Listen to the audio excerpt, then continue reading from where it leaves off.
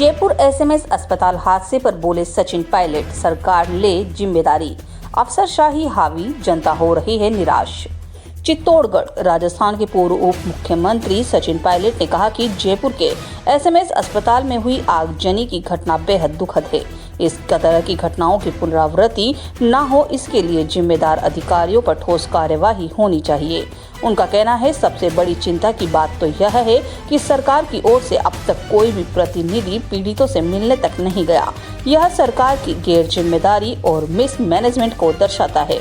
अफसरशाही इतनी हावी है कि सरकार चलाने वालों को यह तक नहीं पता कि आगे का रास्ता क्या है। पायलट का कहना है कि हाल ही में सरकारी अस्पताल में मिलने वाली कफ सिरप पीने से कई मासूमों की जान चली गई, लेकिन सरकार इस घटना को गंभीरता से तक नहीं ले रही। उनका कहना था, प्रदेश में 2 साल पुरानी भाजपा की भजनलाल सरकार से अब जनता का मोह भंग होने लगा है। सरकार अपने वादों पर खरी नहीं उतरी।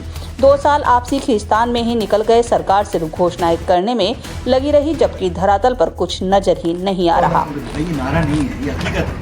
राहुल गांधी जी ने कुछ तथ्य दिए हैं, कुछ प्रमाण दिए हैं, कहाँ कैसे चोरी हुई है। उदाहरण के तौर पर उन्होंने सवाल उठाया कि निर्वाचन आयोग से मैं पूछना चाहता हूँ, एक मकान में 200, 250, 300 मतदाता कैसे रह सकते हैं। जो लोग जिंदा बैठे हैं उनको मरा हुआ घोषित किया गया। लाखों वोटरों के नाम काटे गए। गरीब, दलित, शोषित, अपेक्षित, पिछड़े, आदिवासी, उनके नाम काटे जा रहे हैं, लाखों लोगों के नाम।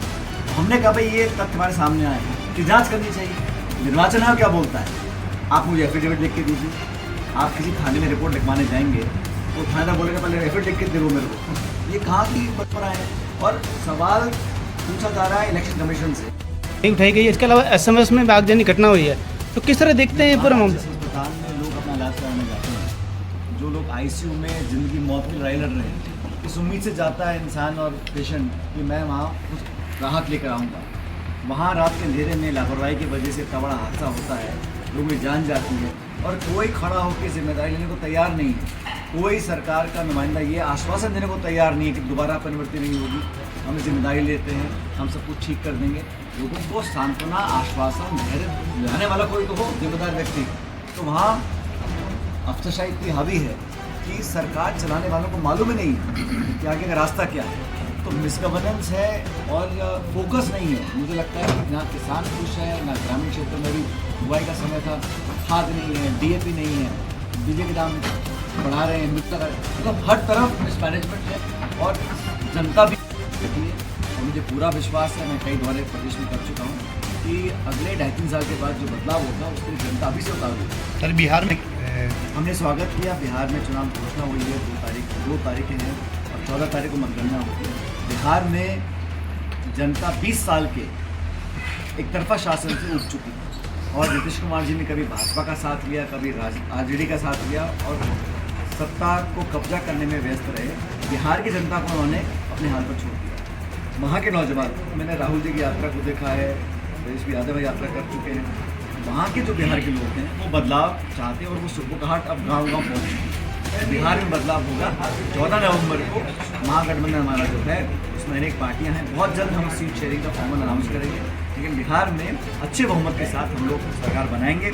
बीजेपी के लिए नीतीश कुमार जी अब लायबिलिटी बन चुके हैं क्योंकि वो सत्ता में भागीदार हैं, लेकिन जो 20 साल से सत्ता में रहे नीतीश कुमार जी, उनके चेहरे को अब लोग थका हुआ मानते हैं, लोग बहुत ज़्यादा उम्मीद नहीं रखते हैं, तो उनके लायबिलिटी बने हुए हैं। और सब जानते हैं कि अगर भाजपा को आगे चलना है तो उनको नीतीश कुमार से करारा बनना पड़ेगा। चुनाव के बाद करेंगे भी।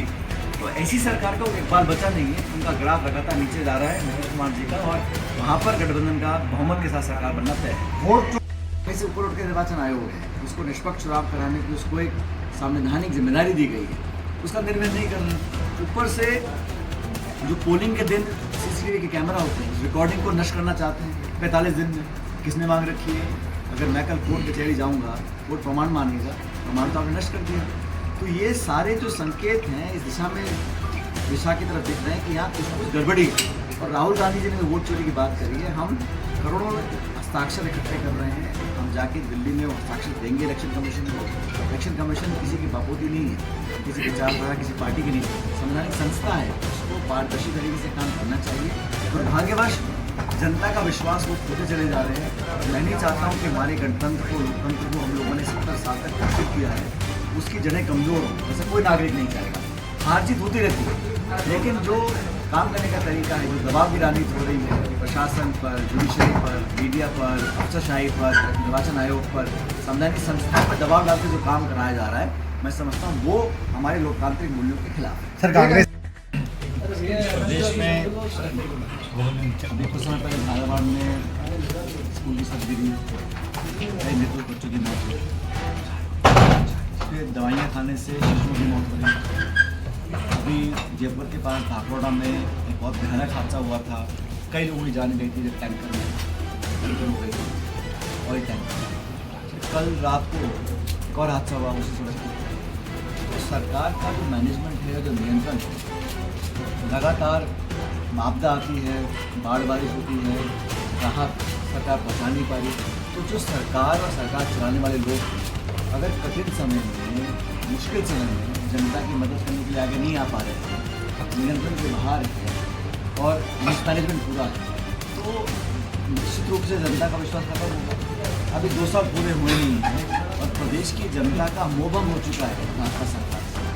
पहली बात तो सरकार बनने के बाद जो वादे किए थे नौकरियों के और करप्शन को ख़त्म करने के, वो सारे धराशायी हो गए।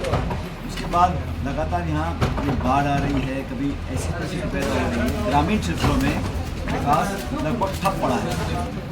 बहुत घोषणा हो रही है, अखबार में विज्ञापन छप रहे हैं, लेकिन अत्याचार, लूटपाट, शोषण, महिलाओं के खिलाफ अभी जो राष्ट्रीय आंकड़े आए हैं उसमें राजस्थान बहुत आगे चला गया है महिला अपराध को लेकर।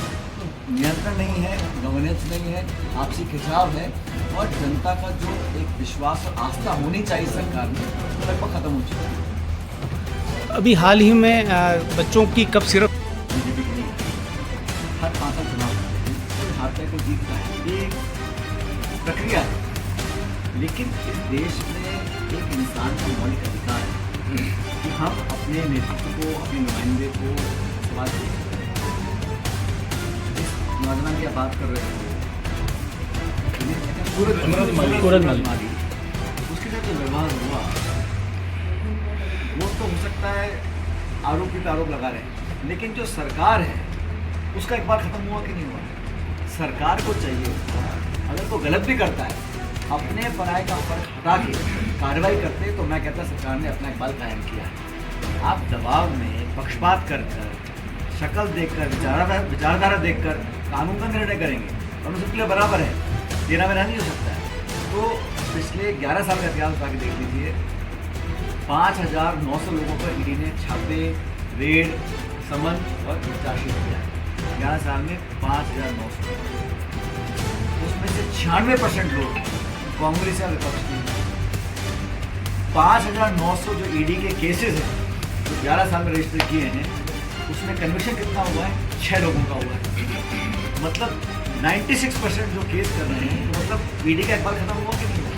कि आप शक्ल देख के कार्रवाई कर रहे हैं, ये ठीक है। दौड़ में हुआ कि उसने मांग रखी, वाजिब मांग थी, असहमति हो सकती है, आपस में अनबन हो सकती है, लेकिन हिंसा का सहारा लेकर किसी की आवाज़ दबाना, ये इन्होंने गुण सीखा है केंद्र सरकार से। मेरे खिलाफ जो बोलेगा छापे डालेंगे, रेड करेंगे, नोटिस भेजेंगे, इनकम टैक्स आएगी, सीबीआई आएगी, ईडी आएगी, ताकि विपक्ष की आवाज़ को दबाया जाए। ये प्रवृत्ति अब यहाँ राजस्थान के लोगों ने सबक ले लिया है, लेकिन ज़्यादा लंबा चलेगा नहीं। घमंड और आक्रमण की राजनीति जो है, इसके साथ कोई नहीं हो सकता। जनता जनार्दन है, हाजिर वो तय करेगी, लेकिन नियम, कानून और संविधान सबके लिए बराबर है। और जो गरीब है, अपेक्षित है, पिछड़ा है, दलित है, आदिवासी है, आज असहाय है, निर्बल है, उसकी मदद करने के बजाय हम उसको आतंकित करेंगे, तो ऊपर वाला बैठा सब न्याय होगा।